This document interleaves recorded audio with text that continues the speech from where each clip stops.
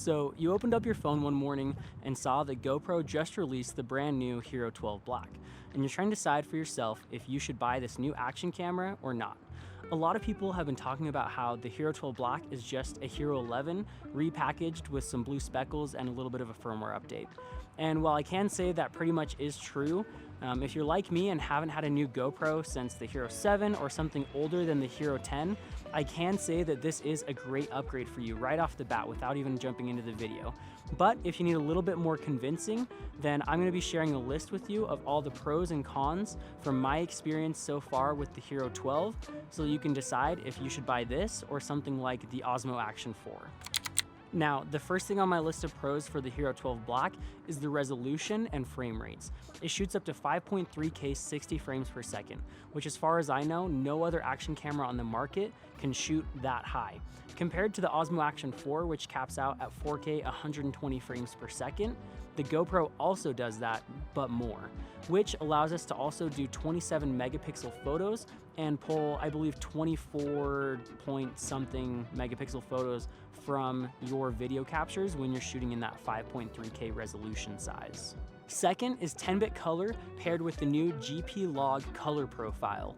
A log profile is even flatter in the camera, allowing you to control the colors more in post-processing.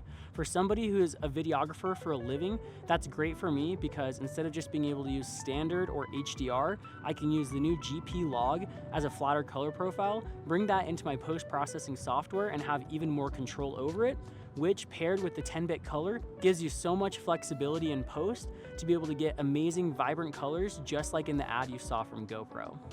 My third favorite feature is that GoPro brought back on-screen monitoring via your smartphone using the GoPro Quick app. Now, we shouldn't have to be excited about that because GoPro got rid of it in the first place. But to be honest, I am glad that they brought it back because in those creative and sticky situations where I have my GoPro mounted on places on my car where I can't necessarily see if it's fallen off on rough or rocky terrain, it's great that I can monitor it from my app so that way if it does fall off, I can stop and pick my GoPro back up before it gets run over or lost. My next favorite feature compared to my Hero 7 Black is the front-facing LCD screen with live preview. This way, when I'm vlogging or aiming the camera at myself, I can see exactly what the camera is and be able to tell if my framing is right or be able to point at something that I'm talking about in the background. While the front-facing screen also has a downside, which I'll touch on in the cons, my next favorite feature that goes along with that is the new intuitive UI or interface. As most technology does, the interface has gotten better with time, which I'm super happy about. As you go through the menu, it's a lot easier to figure out where things are and navigate to them. I love being able to swipe down and see all of my essential functions and be able to change my camera controls, such as switching between automatic and pro. I also love that GoPro added custom video presets so that you can switch back and forth between your desired video settings. That way I can use 5.3K 60 for my medium slow motion, 5.3K 24 for vlogging, and 4K 120 frames per second for my slow motion. Now, the Hero 12 also has increased battery life compared to the Hero 11. While I've seen a lot of people on the internet reviewing the GoPro Hero 12 and comparing it to the Osmo Action 4, the Osmo Action 4 does have better battery life, slightly. But I figured out a hack to this. I purchased the GoPro Hero 12 Creator Edition, which comes with the GoPro Volta accessory. This accessory extends your battery life by up to 3 times and gives you a handy tripod, Bluetooth shutter, and extra accessory mounting points, essentially giving the Hero 12 Black way better battery life than the Osmo Action 4.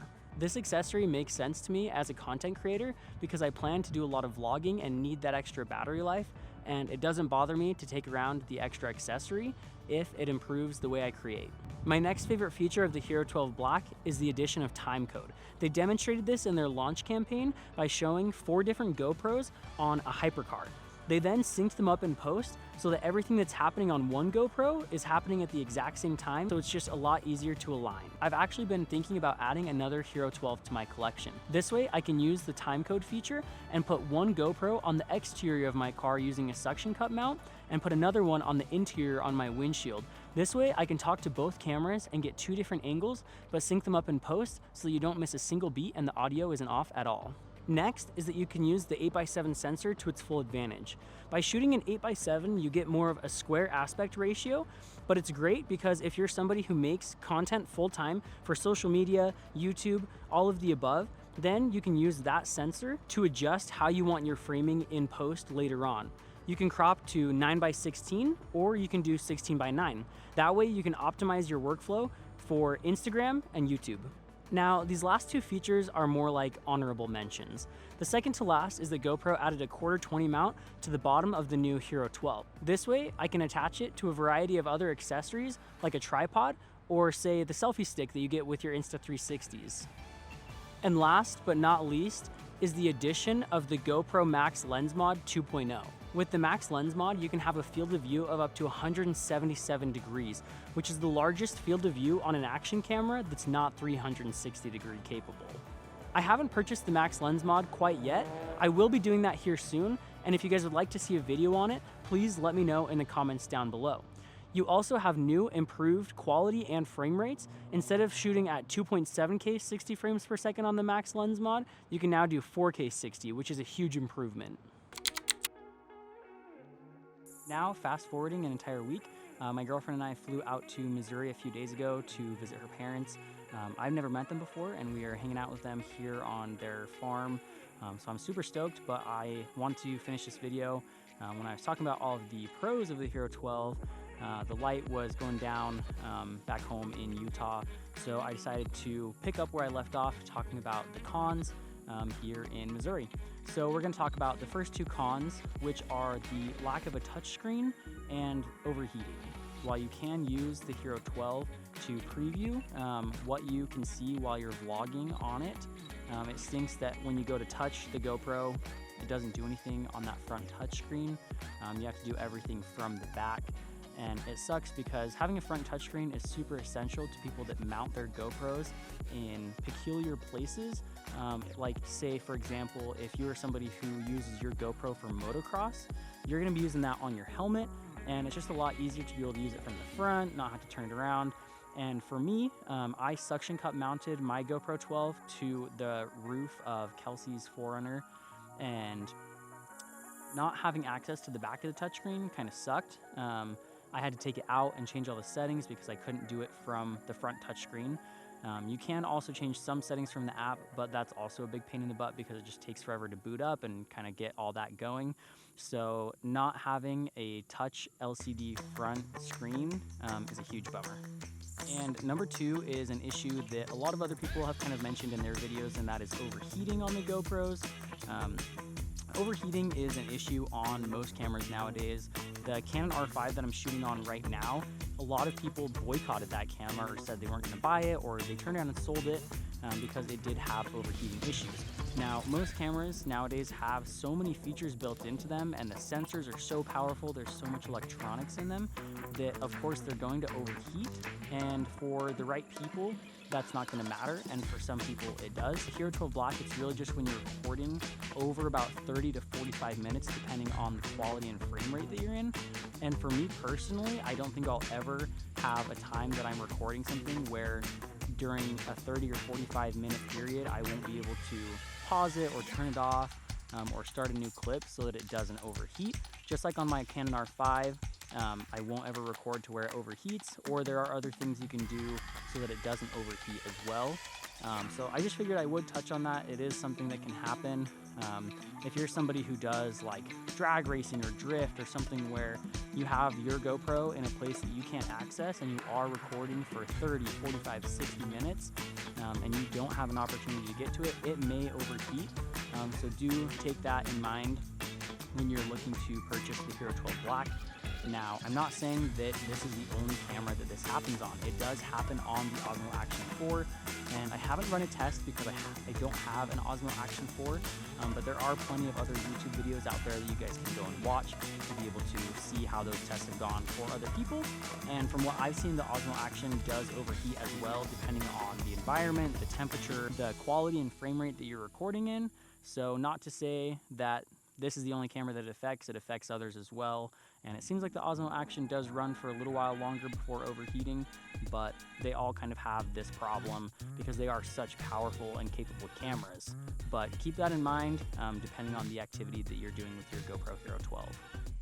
Now, I'd have to say that the next con of the Hero 12 is that DJI is using the exact same mounting system they have for the last 12, 20 years. I don't know exactly how long GoPro's been around, but that is the mounting screws.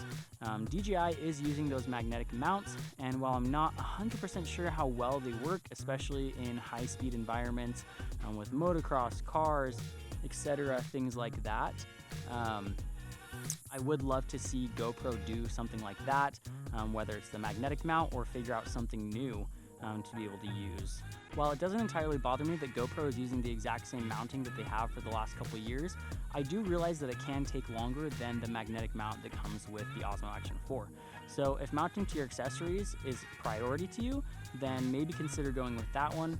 But for me personally, I don't mind spending the few extra seconds just tightening the thumb screw. Now, the fourth feature that I think is worth mentioning that I do think is a con is that GoPro did take the GPS out.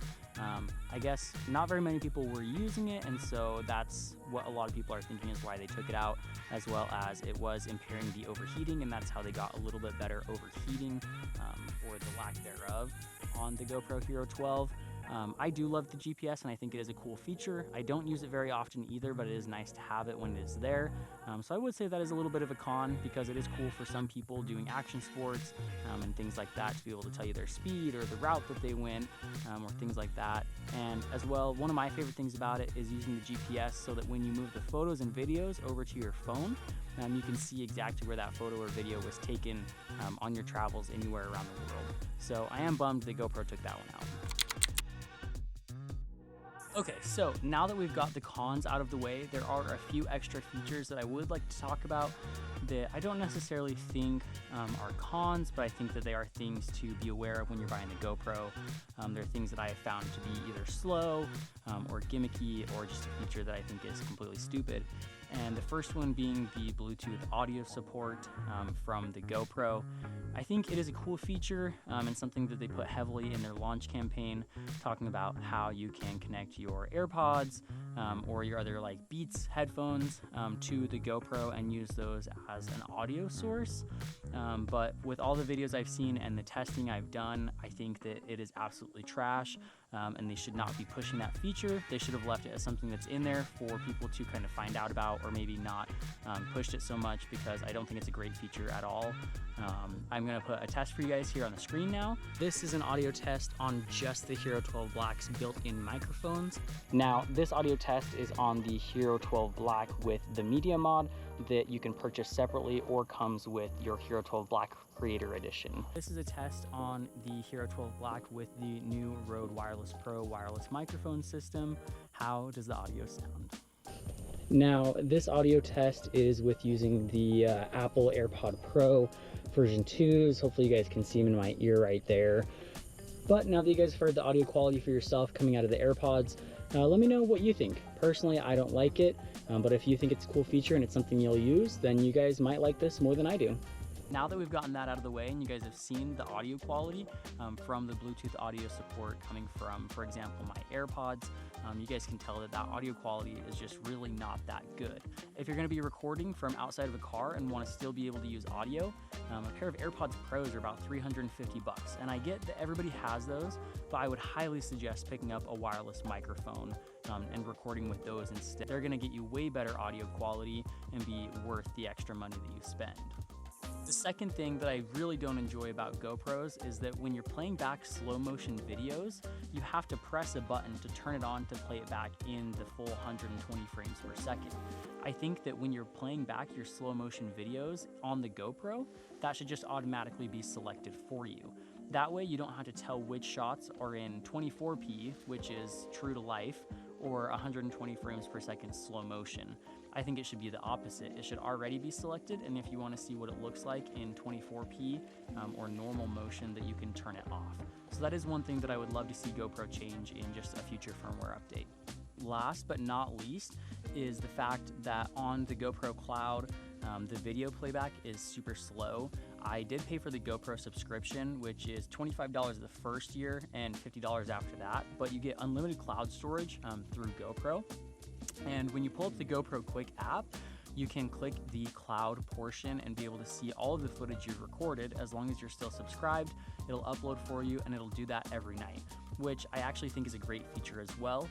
When you plug the camera in, even just to the creator kit, to the Volta, that extra battery, it'll power the GoPro on and start looking for new media. And as long as you've set it up to connect to your home Wi-Fi, it'll actually upload for you. So I do recommend doing that at night. But one of the things that I found has been hard is that the cloud is extremely slow. It takes forever to pull up the videos as well as play them back. I'm not sure if that is something that GoPro can fix.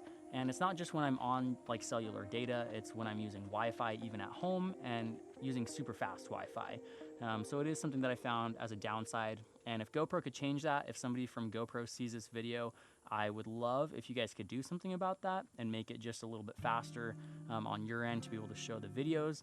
Because when I go to show somebody a really cool video that I took with my GoPro, when it takes 60 seconds to pull up that video, sometimes they lose interest or we start talking about a different topic and they're no longer interested. So I would love to see if there's a way that they can make it faster to be able to process or pull your videos from GoPro's cloud subscription service. Now that does bring us to the end of our video talking about the pros and cons of the GoPro Hero 12. And I am curious, what do you guys think? So let me know down in the comments below. And after you finish that, please consider liking and subscribing as well and hitting that bell notification. I'm super dedicated to pumping out new weekly and monthly video content. So regardless if you guys like or subscribe, I'm still gonna do that, but it seriously does help me out and I appreciate it.